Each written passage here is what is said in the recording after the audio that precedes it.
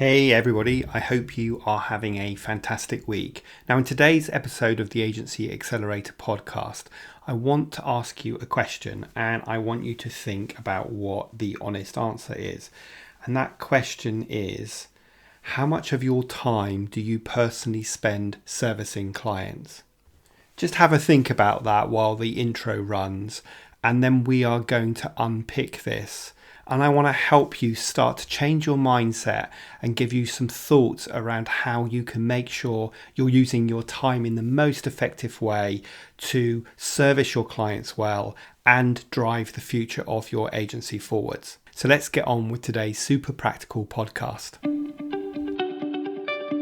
Accelerate your agency's profitable growth with tools, tips, and value-added interviews with your host, agency owner and coach, Rob DaCosta.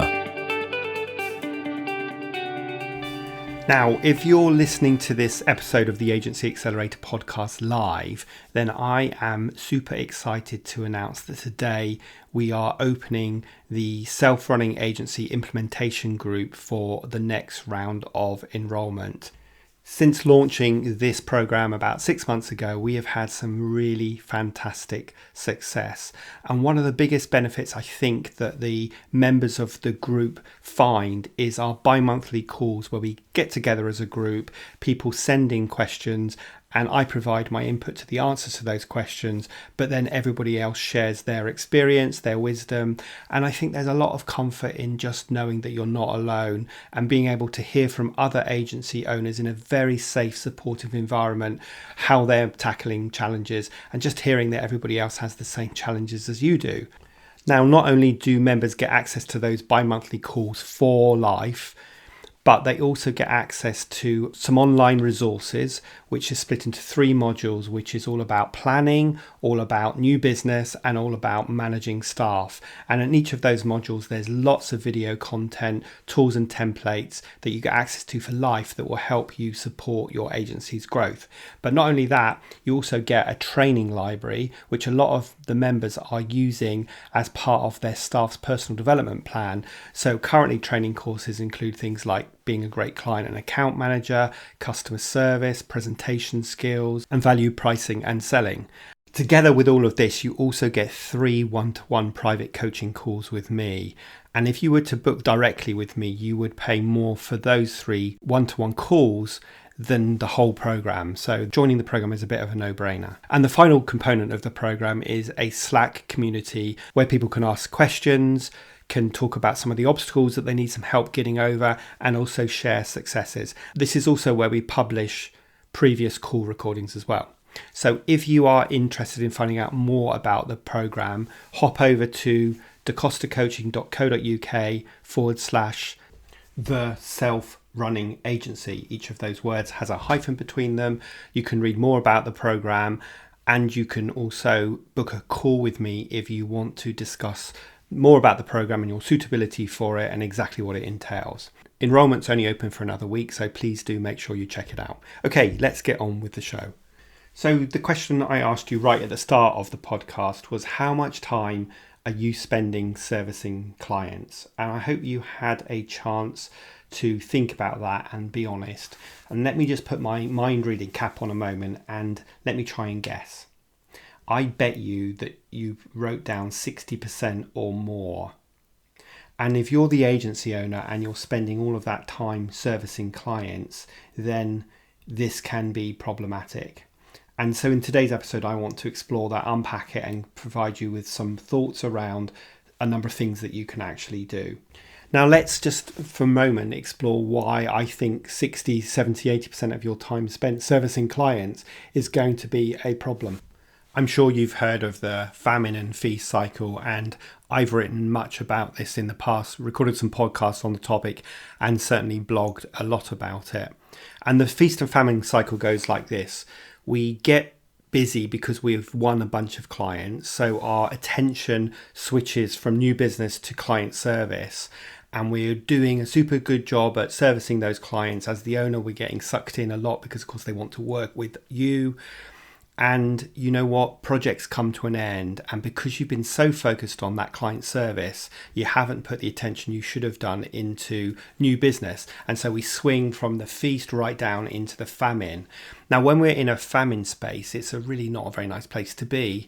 And we end up making poor decisions. And those decisions often entail either taking on a client at a discounted rate because we need the money coming in to pay our staff and pay the costs and so on, or taking on less than ideal clients. Now, both of those are issues because when we take on unprofitable clients, obviously we have to work hard to service them, and we find that the profit margin's going down and numbers just don't add up in the end. And similarly, if we take on the wrong kind of client because we just need any kind of business to get out of this famine trough, then we end up really over-servicing them. And we end up creating a lot of stress in our agency because we don't understand them so well because they're not in our ideal target client, and they don't understand what we do. So there becomes a friction between us and the client, and the relationships are short. We have to massively over-service them, and guess what? We lose them in the end. So if you're spending a lot of your time focused on client delivery, there is a real danger that at some point in the future you're going to fall into the trough, which is why I said, as the owner of the agency, if you're spending 70-80% of your time in client service, then you just don't have the time to focus on the other areas. And let's just split that down for you in a really simplistic way. And I really like this, that we can split our time into three components, three buckets, if you like. So the first bucket is revenue. And that's what we've been talking about so far. So revenue simply means the money that as an agency we are earning this month. So that's all of the client work, all the projects that you have on your book. That's quite a simple definition to understand. The second bucket is strategy. And the simplest definition I've ever heard of strategy is, how is your agency going to earn money in the future? So revenue is money today, strategy is money tomorrow. So strategy looks like everything to do with business development, with sales, with marketing, with pitching, proposal writing, and everything to do with how you're going to win business in the future. And then the third bucket, the last bucket, is admin. And admin is everything that you do that is a cost to your business that keeps your business running. So this will include things like invoicing, finances, HR, and so on. It's all the stuff that as entrepreneurs and agency owners we don't really like doing, but if we don't spend enough time on that, then our agency is going to fall over. We're going to have cash flow issues because we're not getting invoices out the door, and we might fall foul of legal requirements because we haven't submitted our VAT return or something. So we need to make sure we're getting that right. So as an agency owner, you need to make sure you have the balance of revenue, strategy, and admin right. And if you're spending 80% of your time in client delivery, i.e. revenue, then you really don't have enough time to focus on strategy or admin. And guess what? You're going to fall foul of falling into the famine, the trough at some point. And at that point, you're going to end up making really bad decisions, as I've already talked about. So we need to get those numbers shifted a bit. And there's a number of things that we need to do in order to do that. And the very first thing you need to focus on is mindset. And this is a conversation that comes up a lot. It's something that we talk a lot about in the self-running agency implementation group, because you can't start making changes to your organization. You can't start putting systems and buying expensive IT systems if you don't have your mindset right. So the mindset change that you need to make goes something like this. If you think that if you don't work on a client account, the client will be unhappy and leave. If you believe that you can do it better, quicker, faster than anybody else, if you believe that if the client can't speak to you, they're going to be disappointed, if you believe any of that, then you're going to never be able to relinquish control over client management. And you need to start, well, first of all, changing that mindset and realizing that actually my staff can often do a better job than me for a client because they have more ability to focus on it. They're closer to the work, they're closer to the media, or if you work in PR or whatever it is, than I am. So actually they're going to do a good job. And the question you always want to be asking yourself is, will they do well enough to keep the client happy? Not will they do as well as me or the same way as me, because of course we're all arrogant enough to believe that we do it better than anyone else. So the number one thing you need to do is start changing your mindset and start challenging that thinking. When you think you have to do it because otherwise the client won't be happy, or you think, look, the client's just sent me an email, I better respond to it immediately, then you are going to be stuck on this client service hamster wheel of doom, which is something I wrote about recently, and you're never going to be able to get off the hamster wheel. But instead, it's just going to run faster and faster and faster, and you're going to find your percentage of time spent servicing clients is getting bigger, not smaller. And you will quickly find yourself a bottleneck to growth. If you aspire to build a self-running agency, if you aspire to grow your agency, if you aspire to have more flexibility and freedom, then you have to start letting go of some of this stuff. You have to start building a team that will be able to take on some of this client responsibility. And you have to be able to communicate with your clients and train them. Yes, I said train your clients so that they have a realistic expectation and they don't always expect to hear from you at the end of the phone. Now, you may well be listening to this episode and thinking, yeah, but Rob, I don't currently have any staff. And if you are currently a one-man band and you aspire to grow your agency, then you also have to start thinking about how you can delegate some of these tasks. And of course, ultimately that would look like hiring someone. But in the meantime, you need to think about how you can outsource some of your work. You know, I've spoken many times before about this concept of a notional hourly rate, like what's an hour of your time worth? And if you're doing a task that's worth less than that notional hourly rate, you should be delegating it to somebody else. So start thinking about how you can get some freelancers to work with you, hire a VA, or whatever else it is so that you can start delegating work. And then, of course, when you find yourself constantly hiring for example, a designer to do some work and you're spending £50,000 a year on that designer, then that is a good indicator to bring it in-house. And that kind of emphasizes the importance of having a plan, really, because that will tell you how many months you need to be earning a certain amount of money before you think about hiring someone. So this concept of not being the sole person doing all the client delivery works whether you are a one-man band, you have 2 staff, or you have 20 staff.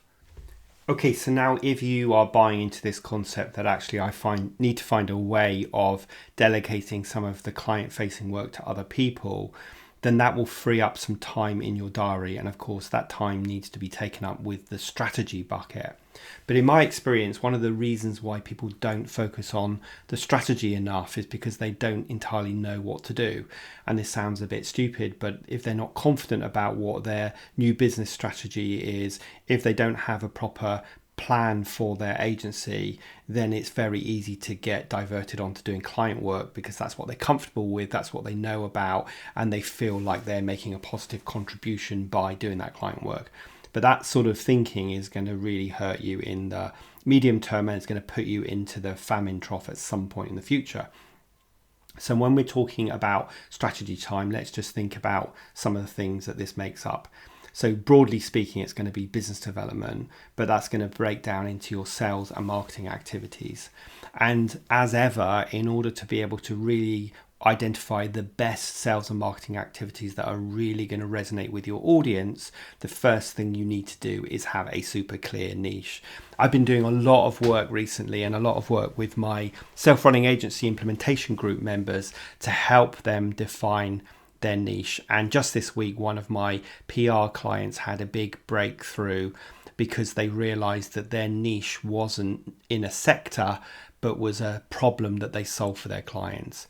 And as I talk about many times, you can break your niche down into a number of areas and by a number of areas. So it can be by sector, it can be by geography, it can be broken down by the thing that you deliver, but it also can be broken down by the problem that you solve for your clients. And this was the breakthrough that my client had this week when they realized that what they do is they help drive more traffic to create more sales for their clients. Now, once we've got super clear on our niche, we can then start to identify exactly who our ideal target customer is, what the pains are that they're trying to move away from, and what the gains that they're trying to move towards.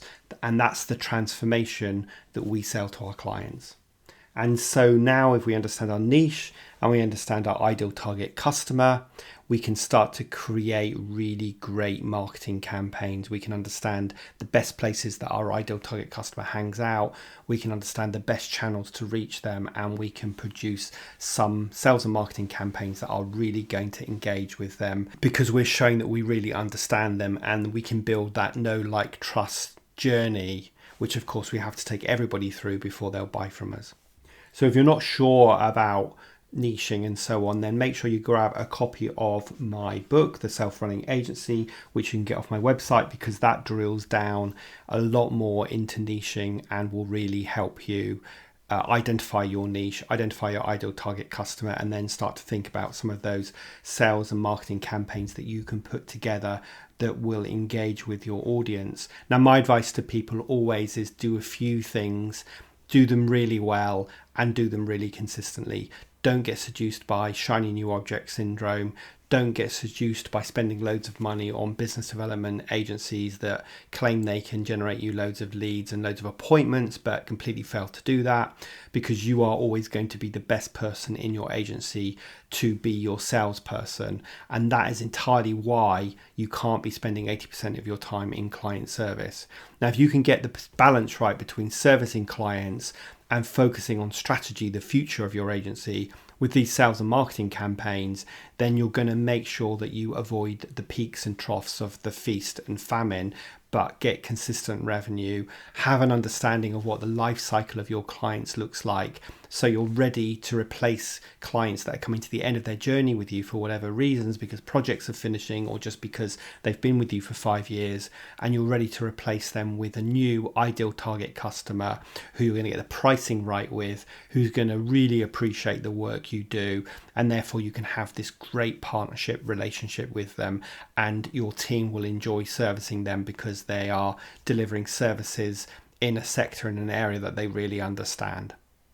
So that sort of brings me on to the question, maybe it's the question that you've been thinking about. So, okay, Rob, if there's these 3 buckets of revenue, strategy and admin, what should be the split of my time across them? Now, of course, it's going to be different for every single agency and for every single leader, but I would say something like an absolute maximum of 60% of your time in revenue, but ideally a little bit lower than that, maybe 50%. Then you want to be spending 30 to 40% of your time in strategy. That's focusing on the future of your agency, driving your agency forward, making sure you're winning those ideal target customers to feed the mouths of your team and to have enough money coming in so that you can invest in the development of your agency. And then no more than 10%, but probably more like 5% of your time should be spent in admin, because a lot of those tasks will be lower than your notional hourly rate, and therefore you really should be delegating them to somebody else. So if you want to work this out for yourself, the way I tell my clients to do it is start off by keeping a timesheet, bit of finger in the air, end of every day, work out how much time you've spent in each of those 3 pots, add it up over 2 weeks, of a typical 2 weeks, and you'll probably surprise yourself. And then you need to think about, that's where you're at, where would you like to be, and what's the strategy from moving from A to B. If you can get the amount of time you spend servicing clients down to at least 60% maximum, but ideally maybe 50%, you are going to free up time to focus on the future of your agency, to focus on driving the development of your agency forward. And remember, as the agency owner, you are the person that has that responsibility. You're the captain of your ship. You need to be standing on deck, plotting the course moving forward so that you can avoid the iceberg if you turn right, but head to the beautiful desert island if you turn left. Okay, so I've shared lots of ideas, concepts and thoughts with you in today's podcast. I hope that you have taken some notes. I hope you found it useful. Make sure you check out the links in the show notes, where I'll link to all of the things that I've talked about today, including a copy of the book, which currently is free, but usually retails for $5.99. And of course, don't forget the Self-Running Agency Implementation Group is open this week and next for enrolment. And I would love to see you on the inside, where we dig much, much, much deeper into all of the topics that I've talked about today, and indeed in all of the Agency Accelerator podcasts. So meanwhile, as ever, If you've enjoyed the episode, please make sure you subscribe. Please share it with your friends and colleagues, and please consider leaving a review, since, as you know, that helps me be found by more people. Other than that, I hope you have a brilliant Thursday, Friday, an amazing weekend, and I will see you next week for the next episode of the Agency Accelerator podcast.